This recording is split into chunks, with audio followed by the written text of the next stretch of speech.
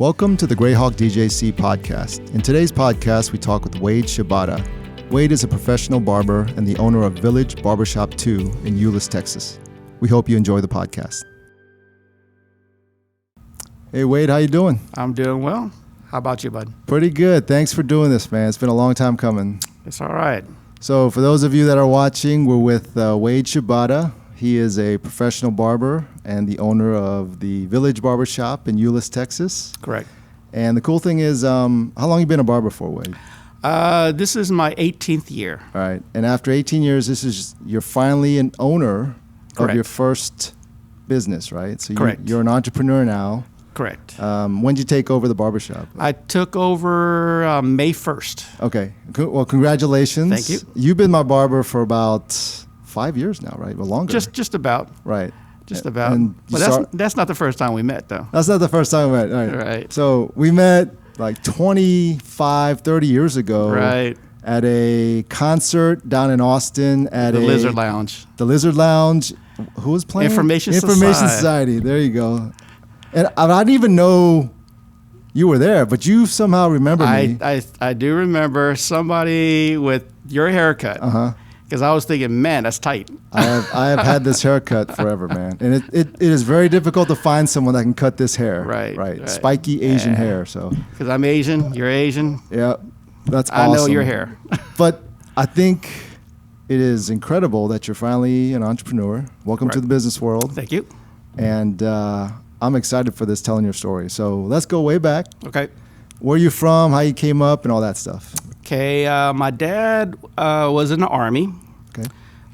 Met my mom in Thailand after he got reassigned from Vietnam. Mm-hmm. And they were married in April of '69. In August, I was born. Okay. And then from there, after 3 years, we moved to Hawaii in 1972. Mm-hmm. Stayed there till 1977. Okay. Then from 77 to 79, we were in Germany. Germany for 30 months maybe, and then we took a flight all the way across to Okinawa, Japan. All right. And this is your dad being reassigned Yes, this time? yeah. Okay. He's still in the Army. He did 21 of 30 years in the Army. Okay. So I did all my years with him overseas. Mm-hmm. And then we lived on Okinawa from 79 to 84. 84 to 87, Seoul, Korea. Oh, wow. Then Where in Seoul? On the base? Well, no, we lived in Hanamdong, just outside Seoul. We were real close to Itaewon, the shopping area. Yep. And graduated from Seoul American High School in 1987. And not less than a week later, we flew all the way to Texas. So my dad can attend the Sergeant Major Academy. Mm-hmm. And then from Fort Bliss, Texas to Killeen, Texas. And from there, I went to school, Central Texas College. And then from there, I joined up with AFIS, the Army Air Force Exchange Service. Okay. It's now called the Exchange. And from there, I moved to Baumholder, Germany from 92 to 2000. And did you enlist? No. Okay. It was a. So what is this service? I guess it was a retail food service. It was a little taste of Americana for the soldiers. Okay. So I worked for the government, Mm-hmm. and stayed there until 2000. Came back to stateside and worked for Tricon. It's a Taco Bell, Pizza Hut, Long John Silver's concept. And then how old are you at this time? 30. Okay. Early 30s. And then decided to work for Best Buy. Okay. Did Best Buy for a little bit, and then my wife came up to me and she said, you need to change your career. I was like, why is that? She's like, well, I don't want you looking like Ken. Ken was a district manager, and he looked at old. Best Buy. Yeah, old and decrepit at 50 years old. I mean, he looked like he was 70 years old. Okay. And she said, you don't need that stress. Okay. So you need to try something different. And so I said, well, what do you think I should do? She said, you should do something that you're interested in. I said, okay, cool. I want to be a mechanic. All right. She's like, nah. She's like, you are not coming home with dirty, greasy fingernails, smelling like oil and grease. I'm not buying a separate washer and dryer for your stuff. Mm-hmm. So you need to figure out something else. I said, well, heck, what do you have in mind? She's like, why don't you go to barber school? I'm like, okay, first thing, I know nothing about cutting hair. Where'd she get the idea from? I have no idea. Okay. It just popped into her head. And I was like, yeah, okay, that's the foreign subject. At least with a car, I know a little bit about. Right. I can go to school and do that. She's like, no. So your whole life while you're moving around the world, you'd never even thought about becoming a barber? Heck no. Okay, that was the last thing you ever... That was the last thing on my mind. And then as I was thinking about it, I had to go get my hair cut. So I went and sat at a barbershop in Louisville, Mr. Carl. So you're up in Dallas at this time? Louisville. Okay. I'm in Louisville. What year is this? 2002. Okay. And sitting there looking at Mr. Carl cut hair, having great conversations with all his, customers in there, just shooting a breeze, just having a good time. And I'm thinking, you know what, this might be a good thing. Mm-hmm. So I decided to go around, look at different barber colleges, and I came across Mid-Cities Barber College down in Grand Prairie. Okay. And that is the first time I met Joe. He was working at the front counter, and I asked him about the information about attending college. And for everyone listening, Joe's the original owner of the Village Barbershop II. Yes. Okay. All right. And he was like, "Oh man, you should do this. This is easy. Anybody can do this. You just need to, come in and sign up and just go for it." Was he trying to sell you on the class? Yes, he was trying to sell me. And I was like, well, all right then. So I went to the other barber colleges. Mm-hmm. I'm not going to say names, but they were just, they weren't interested in, I would say, learning. Mm-hmm. It was more about how much money can I get out of you while you're here as a student. That's what you felt, at least. Yeah, exactly. So I said, okay, well, let's attend, the Grand Prairie School, Mid-Cities Barber College. Mm-hmm. And is it still open? It is still open. All right. And started in December of 2003. Okay. Got done in 2004 November of 2004. What are the classes like? What do they make you do? Classes are 1,500 physical hours. You have to be there the whole time. Okay. 1,000 hours was just learning and observing and actually doing it. 300 hours of it was for shaving. Okay. And the other two, I can't remember. So they show you, and then they bring actual people in, and you cut their hair. Yeah. Okay. When you go to a barber college, you can't expect a whole lot because you're only getting charged a few bucks to get a haircut, and if it gets all messed up, that's what you're paying for. But we're all students, so we're learning. So they got to understand that. Most people do. What was your first experience like actually touching a real person's head and cutting their hair? Nerve-wracking. Oh, man. It was just a burr. It was like a 2 all over. But, just actually touching somebody that you don't know and to perform a service on them, cutting their hair. It was nerve-wracking. So what's a burr 2, I guess? It's like a number 2 clipper all over. Okay. All even. Straight, even. Even, yes. Like close crew cut. Yeah, pretty much. It was just a crew cut. It's that we call it a burr. All right. And so, and then it was like, okay. And most students at the beginning get those haircuts just so you can break the ice. Right. And so, once that was done, okay, cool. How was no it problem for you? After it was done, it was good. All right. Yeah. During the whole process, oh, man, the thing you go through your head, I don't want to mess up. I don't want to mess up. I don't want to mess up. Right. And then once it's done, it felt good. And then the next haircut was a little easier. It just got easier with time, with the experience of the repetition of actually cutting hair. When did you actually use clippers? Scissors. Scissors. When we use our profession, we call it shears. Shears. Yeah. Sorry. So shears. the razor that shaves your head is called what? Clipper. Now? Clipper. Yeah. And then the scissors are called shears. Shears. Okay. So when did you do the shears? I did shears maybe my third or fourth haircut. Okay. But they're teaching you how to do this before the fact. Oh, right? yeah, Okay. yeah. Well, you have your classroom, and the book shows you how to do it. Okay. And then you go on the floor and you observe a senior student, because when you first start, you're a junior student. Right. So you see a senior student go out there and you do it, and you just watch them, you question them, if you have any questions, and you pretty much observation. Okay. And then, after that, it was like, oh, okay, I got this, I got this. And then a difficult haircut comes in, like a flat top.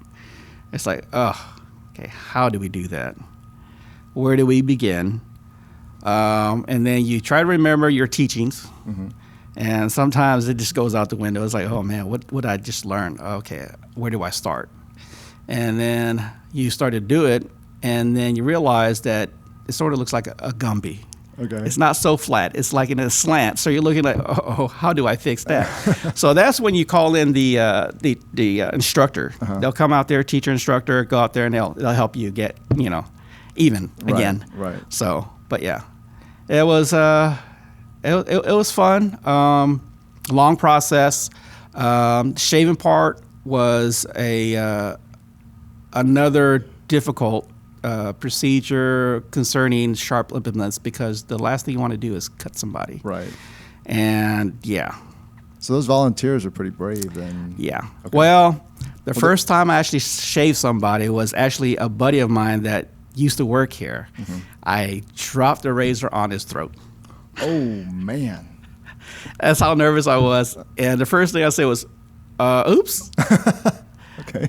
And then he goes, what do you mean, oops? I said, hey, I dropped a razor. Oh, man, are you serious? I said, yeah. It's just a little nick. It'll be fine. And so since then, it's been a piece of cake after that. Right. Yeah. Shaving is shaving. It's a good service to do, but it's so time consuming because you got to consider the coarseness of the hair, the direction of the hair growth, and so on and so forth. I'm going to bore you with it, but I'm not going to get into it. But yeah, shaving is good. But since COVID, we've decided not to do any more shavings because that's just too close to the face. And the last thing I want to do is breathe your air and you breathe mine. So there's no shavings at the barbershop anymore? No. Well, at this barbershop. I don't know about everybody else. Right. I mean, if they want to do it, they do it. If not, then no. Yeah. Right. So how long did it take? Well, first of all, how long was the class again, or the courses? It was 1,500 physical hours. 300 hours was for shaving. So you learn 300 hours. Actually, from what I gather, we are longer than going to a police academy, for what I think. Wow. Yeah. So how long is 1,500 hours to do? 1,500 physical hours, you're looking at 9.5 to 10 months long. Okay. And every day you were there? Every day, Tuesday through Saturday. Are you also practicing on family, friends at the same I time? did, and my wife said, you've been in school for 6 months now. Maybe you can cut my hair. I said, no, I don't want to cut your hair. And she's like, yeah, you cut my hair. I said, all right, don't get mad. So I did one side, and the first thing she did, looked in the mirror, she was like, why'd you cut it that way? I said, you know what? I'm not cutting your hair ever again. So that was the last time I ever cut a woman's hair, was my wife, the first and last time. Okay. So yeah, I don't cut long hair. Right. Not on a woman. Right. On a guy, it's a different story, but yeah. All right. So when the school's over with, then what happens to you? Then school's over, you have to get licensed. Okay. Licensed, and so you schedule a test. Is this the with exam. the state of Texas? Yeah. Okay. Through the state of Texas, you got to do an exam, and then you have to do a practical.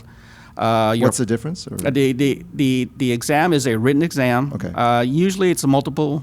Well, when we went through back in 2003, it was multiple choice. I think it was 50 or 75 questions. I can't remember how many questions there were. What are the questions about? Kind of? A lot had to do with sanitation. Okay. Because that's the main thing. They want to make sure that you know how to sanitize, how to keep clean. That's the main thing. Because the last thing you want is an infection or something nasty like that. And then there's a practical, which is a haircut, a shave, a shampoo, and a blow dry. Okay. And you had to do that, I think, an hour and a half. And like someone physically watches you while you do this. Okay. Yeah. You have a model you bring down to this to Austin, and you do the service there. Mm-hmm. And back when I did it, it was all in one day. Mm-hmm. Today, you have to schedule everything separate. Okay. You could either do the practical first, or you could do the exam first. How much does it cost?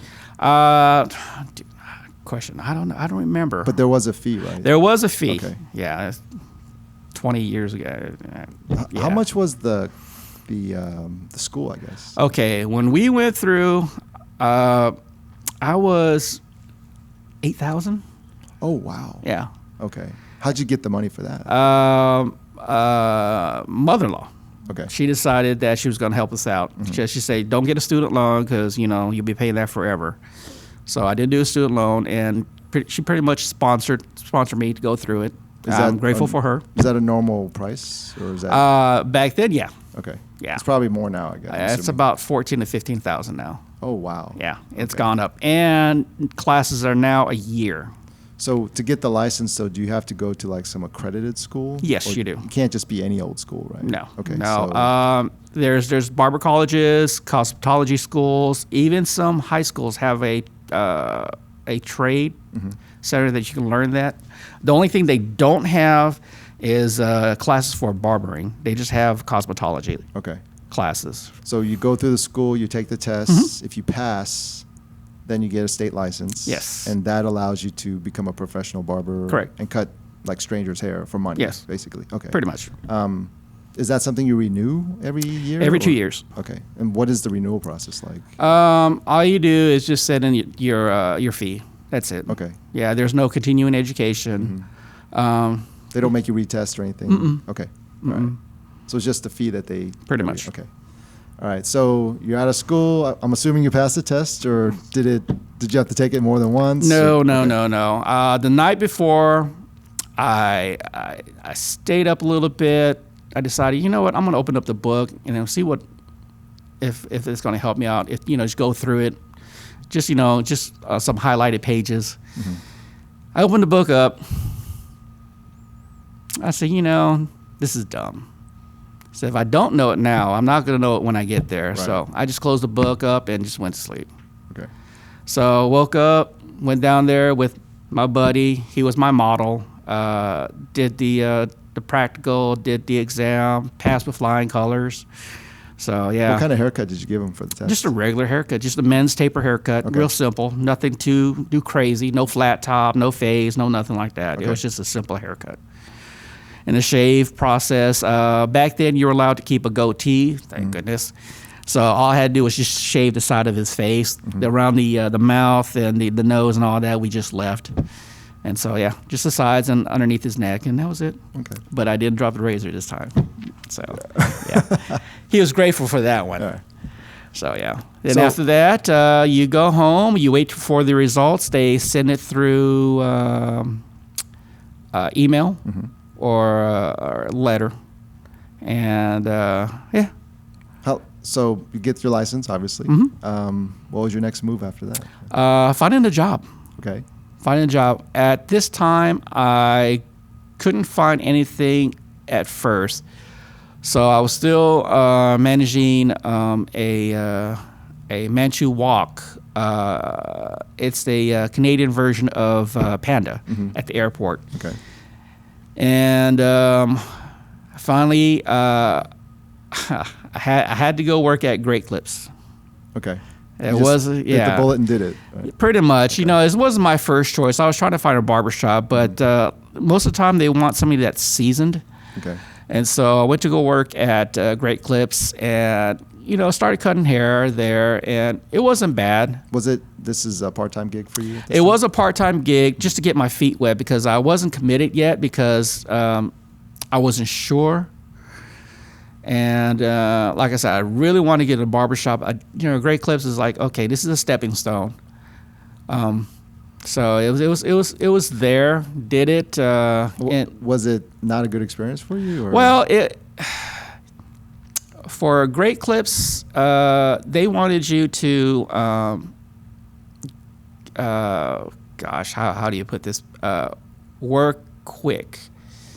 Oh. Yeah, it's like an assembly line. They just pretty wanna take you much. through They that. want you in and out. And the faster you work, the more cuts you do in an hour, you get an incentive. So productivity. Okay. That's what I was looking at. They want you to be very productive, and productivity. Yeah, it was, if your productivity is whatever it is, the standard is, then you get like a quarter extra an hour. So it's like, is that what I really want to do, or do I want to take my time to make sure that I give a good quality haircut? Right. And so it was there. It was there. It was a good learning experience, but it's a great place for new stylist barbers to come out and learn. Okay. And from there, then you venture out. So that's where you got your first professional haircut. Yeah. Or you did your first haircut, Yeah. right? Do you still remember that first haircut? It was just a regular haircut. No fade, no nothing. It was with the shears, just a good cleanup. Just nice businessman's haircut. Okay. All right. So And nothing special or Nothing special. Were you feeling anything since going, this is my first real haircut, or was it not a big deal for you at the time? It was I was maybe a little, I guess, because I wasn't truly committed to working at Great Clips. So I just went through the motions, got it done. Okay, have a good day. Right. That was it. Right. So yeah, it was okay. I got it done. Yep. Next. So How long were you at Great Clips for? 6 months. Okay. And then I talked to another barber that worked here, and I heard that the owner, Joe, was looking for another barber to come in.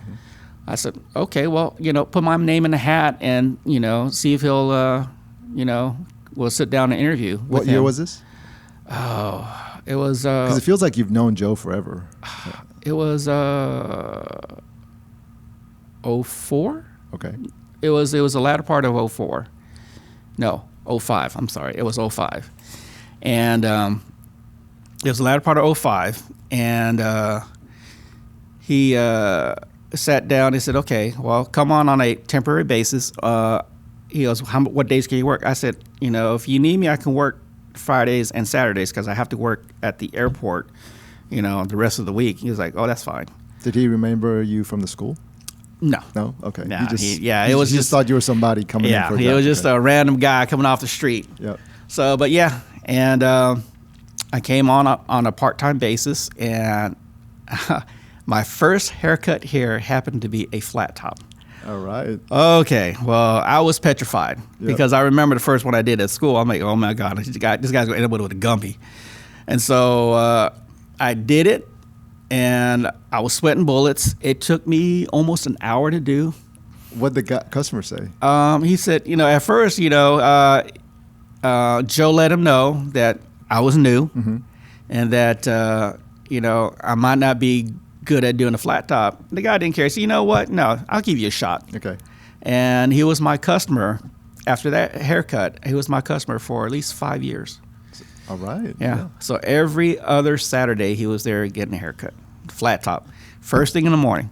I said, oh my God. So not only your first customer, but for your first repeat customer. Yes. Right. Okay. Yeah. How was the atmosphere like? Because, when we come in now, you're like the old grizzled vet here talking, going back and forth with everyone. Everybody knows you. But what was that first day like for you? First day was reserved. Okay.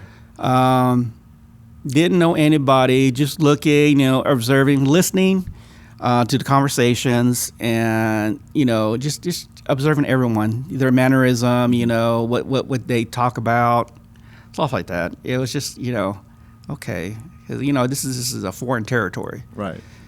and so because I was at Great Clips and then working here, it's like this is the barbershop. So once the ice was broken, and then start to let up and start to relax, and things just came. Naturally. When did you know this was for you? You were good.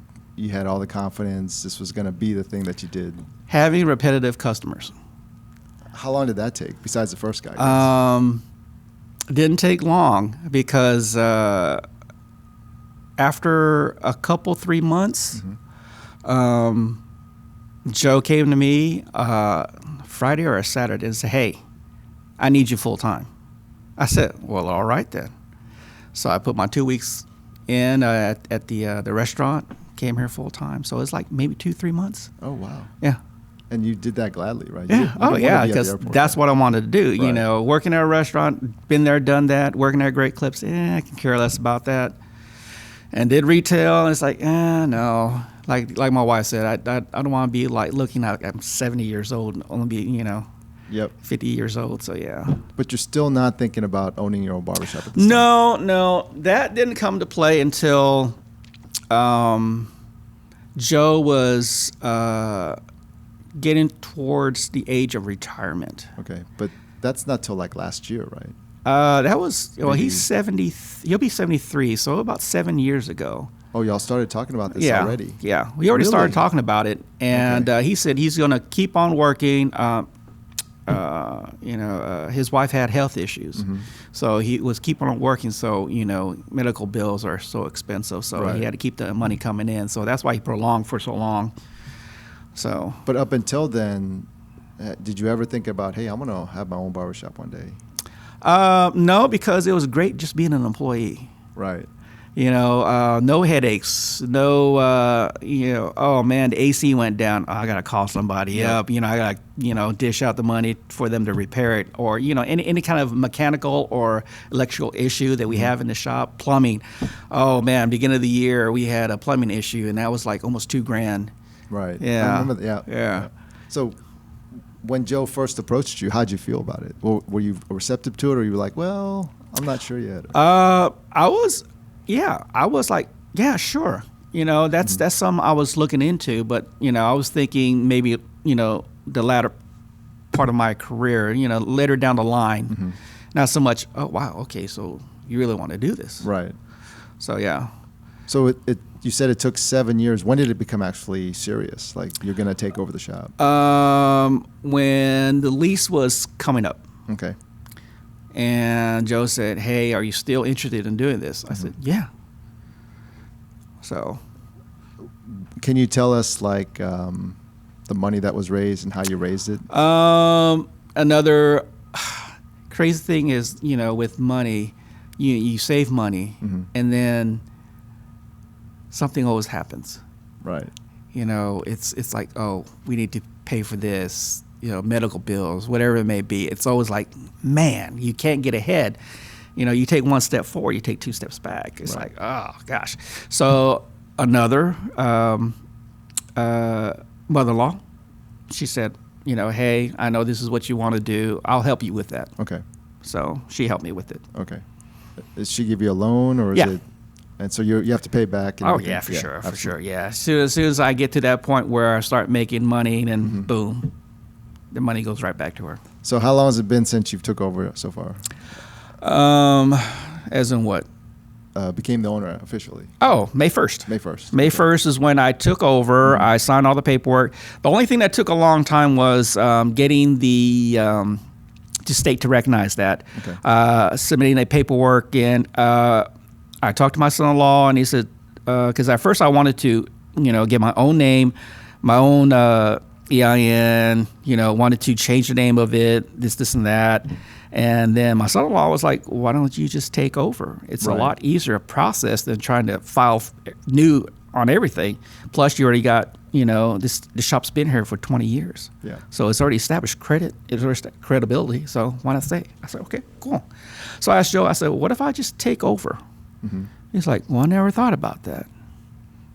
So all I did was just submit the paperwork to the state, have an amendment, and that was it. That's been 2 months now.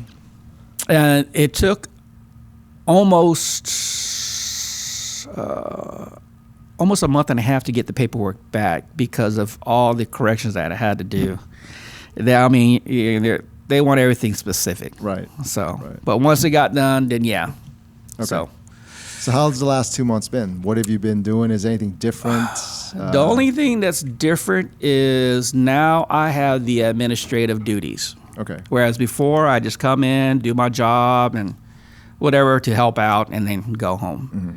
Now it's like, okay, payroll taxes, rent, utilities, expenses, this, and that. It's like, oh, man, okay. So thank goodness for having the calendar on your phone. That way you can put everything in there. Yeah. You remind yourself, oh, I got to pay this. Oh, I got to do that. So. But the other side is you get to see the growth. Oh, for sure, People for sure. walking in the door. Yeah. You said there's like new folks coming in. We have new people coming in on a daily basis. Surprisingly, when they put in barbershop, ours comes up first. Right. Especially in this area, yeah. Especially in this area. Especially Euless, yeah. Yeah. Yep. And so we're happy. Need some help. We need at least 2 more bodies in here. Mm-hmm. Just so they can pick up the slack, because I have my own clientele, Joe has his clientele, and all the new people we would love to pass on to the new barber or stylist in here. That way they can start building up their own clientele. So hopefully someone watching. Yes, hopefully somebody watching will know somebody that wants to work in Euless, Texas. It's a great place to work. The atmosphere here is just phenomenal. I can attest to that. Yep. You can be who you are. You don't have to hide behind anything. We talk about everything and everybody. What kind of experience you looking for, I guess? Someone that's seasoned, but not necessarily. I say seasoned only because if you're new and you have questions, at times I'm busy, and it's hard for me to step away and go help you do something. But I'm not opposed to doing that. I'll do it. But with the amount of traffic that comes through here, it's very hard. Right.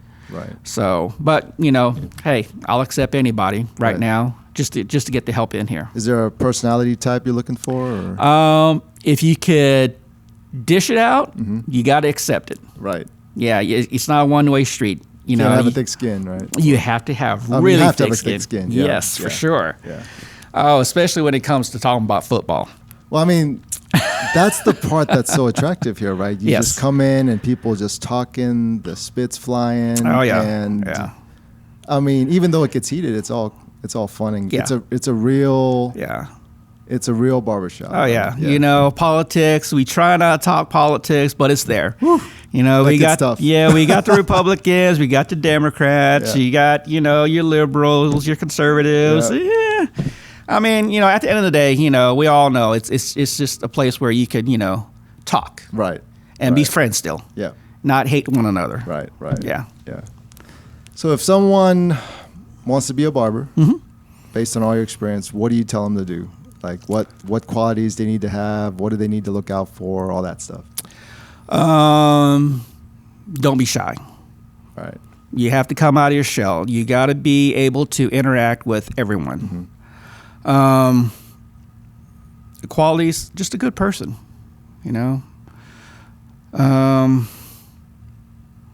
Yeah. How do you see the physical cutting of it? That's the part that I'm so fascinated by with you guys. Like, everybody's head's different. So it's not like you can do things over and over again. You have to change on the fly, right? Trial and error. There's a lot of trial and error. You really can't do a oops when it comes to your haircut, but sometimes an oops, a minor one, you can fix. Okay. That's why at every haircut, beginning of every haircut, you take your comb and you comb their hair and you examine the growth pattern, the head shape, the thickness, and you pretty much have an envision in your head what you want to do and what they're trying to tell you that they want. I had one guy a long time ago. He wanted a certain haircut. And I was questioning him and myself, thinking, why do you want to do that? That kind of looks kind of funny on you. So, he told me what he wanted, but that's not what he got. Did he like what he got? Yeah and no. Okay. Because he turned around and said, that's not what I asked for. I said, yeah, well, you were asking for it. It didn't work for you. I'm sorry. I just had to do my own thing here. He was like, oh, okay. He goes, I said, does it look better? He was like, yeah, it looks a lot better. I said, all right then. What do you remember what he asked for? He wanted a certain type of haircut that was, it was a regular haircut. It wasn't no clippers or anything like that. It was just a style that he wanted. It just didn't work for him. Okay. And I knew that. I was like, oh my God, what's wrong with this dude? But it's not usually like that. No, for sure not. But numbering system that people use, it's, for example, so when you come to a barber, you got to specify what you want. Okay. I want to put this out there. So I had a regular guy, flat top, and he usually gets skin on the sides. So he came in, and I asked him, so what do you want to do today? Oh, the regular. I said, you want to skin it all over? He's like, yeah. I said, what? Skin it all over? He goes, yeah. I said, you sure? He goes, Wade, just cut my hair. I said, okay. But skin all over means no hair anywhere. Correct. Completely gone. Correct. Right. Okay. And he had a flat top, but skin on the side. So I said, all righty then. So when you make that decision for me, I start right down the middle. There's no coming back from that. There you go. So as soon as I did it, he goes, hey, hold up 1 second. He turned the chair around. He goes, yeah, I should have been more specific. I said, I asked you 2 or 3 times, this is what you wanted. You said yes. I said, all right then. So, and then another situation, guy comes in here, former military, and he asked for a fade. And so Joe asked him, how short do you want to go? He was like, one on the sides. He goes, what about on top? 2. You want a 2 on top? Yeah. You sure you want a 2 on top? Yeah, I want a 2 on top. Joe said, okay. He cut the sides. And then the next thing you know, he took the clippers and took the number 2 across the middle of his head. Yeah. And the guy's like, oh, man, hold up. Spun around, looked at the chair. I meant 2 inches. I said, no, that's not what you said. You said a number 2. We all heard you say number 2. He goes, yeah, that's my fault. So very specific on what type of haircut you want here. Right. Because we'll ask you a couple, 3 times. And if you agree to it, that's what we're going to do. Right. So, yeah. How often do these memorable haircuts happen in a week, you think? Oh, man. Well, I would say maybe twice. Okay. Twice in a week. But the majority of the time it's a regular haircut. Regular clients, all that stuff. Right. And, fades. A lot of people don't understand what a fade is. A fade is just a taper. Okay, I want a taper fade. So you want a fade. What's a fade? It's just taper. Taper and fade means the same thing. It just depends on how high you want it to go up, right? It's just words. That's all it is. Okay. So you just ask them, okay, where do you want your fade to start? Well, I want a 2. And I said, well, a 2 fade. So you just want a regular haircut. Yeah. I said, okay, a fade is real tight on the sides and then going up with more hair as you get up. Right. That's a fade. A 2 on the sides fade to, cut into a 4, fade to a 4. That's a regular haircut. That's not a fade. Yeah. It's just a regular haircut. So the lingo, more so than anything else. So they're using the words to describe what they want instead of telling you what the actual words mean. Yeah. Right. Okay. Exactly. So we're trying to educate our clientele. A lot of them now are starting to get it, which is good. Right. So yeah. How are the kids? Kids, it depends what age group. Little kids, I think we don't like the ones that come in are very squeamish, wiggly and move around a lot. Like any barber would. They don't. Yeah, it's just too much. Especially if their parent want them to have a tight fade. Like a number 1 on the sides faded up. It's like, okay, that kid's not going to sit still. Right. So this is not going to look good. I mean, you don't want to palm their head, but you feel like you have to. But it's also dangerous, right? You have an instrument. It can be, right. Especially if sometimes with a regular haircut, we use our shears, and we go around the ears. They want to do a quick jerk turn, whatever, and so we as barbers we have to cut fast. It's like especially with clippers, whatever. Get your shears and snip. Comb snip, real quick. And then you comb it. Okay, I got to do this. I got to do that. Whatever you have to do just to get the haircut. But if your child comes in here and acts, like somebody has threatened to kill them, then we're just like, yeah, no, we're not going to do it for our safety and their safety. That's the last thing we want to do is cut them or have us cut. Right. Do you get a lot of finicky like teenagers or anything? Or is it? Are they pretty?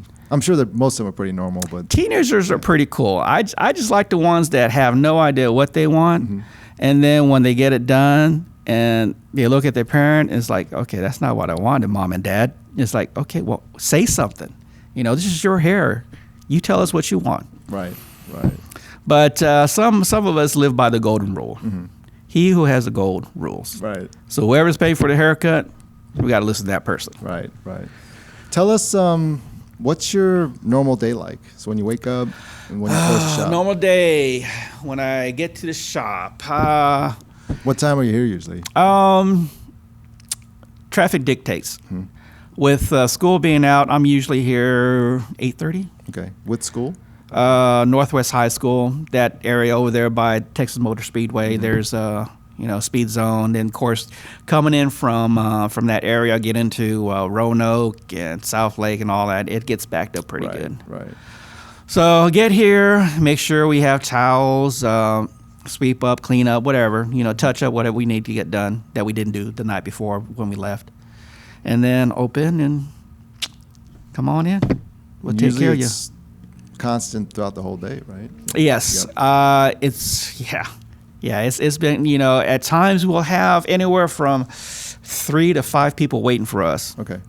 At the door. Or, if somebody needs a haircut really, really early, they'll call or text ahead and say, hey, can you meet me at this certain time? I don't know who that is, but I can't believe those people. They're so rude. I mean. No, I don't mind. I really don't mind. Just as long as you give me a heads up. Yeah. Yeah. When do you eat lunch, right? Because I've texted you around between 11 and 12 and 1. Like, you're never not cutting someone's hair. Like, when do you eat? I haven't developed that system where I would stop and tell my guys, hey, I need to grab something real quick. Okay. What I've usually done is either get a smoothie or a protein drink or a snack or something, in between cuts, give about 2-3 minutes. Just chomp down on a protein bar or peanut bar, whatever it is. I'll take lunch when we are not busy. I've never seen that. Well, there's days we are not busy, Okay. where there's a break right after lunch and before school lets out. There's a little break, 2-3 hour window at times. Right. But for the most part, yeah, you're right. It's just constant. The majority are regulars, right? Yes. Okay. Yeah, It's they like are coming regulars. to Cheers. I mean, I just dated myself with that old TV show, but literally when you walk in, there's a line. There's a guys sitting across the tables or the chairs. Yep. They all know each other, it seems Yep. like, and they're just talking to you guys back and forth all day Pretty long. much. Yeah. Everybody's engaged in some sort of conversation about Right. whatever it may be. Right. Many bets are made. Many bets are made. In the mornings, Joe has to have his fix on news. Okay. So we don't put it on CNN or HNN, whatever that's called, or we just watch his favorite Fox News.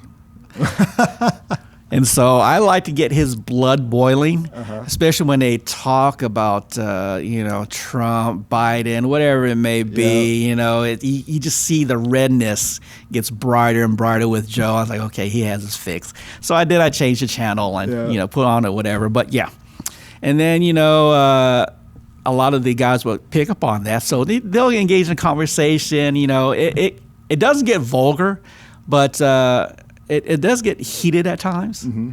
Especially when some of these guys are just on set on their ways. This is the way it is. I'm not going to change, so on and so forth. So yeah. But the coolest thing is you can you can hear it. Oh, yeah. But then they all come back to, oh, we're just all buddies at the Yeah, end.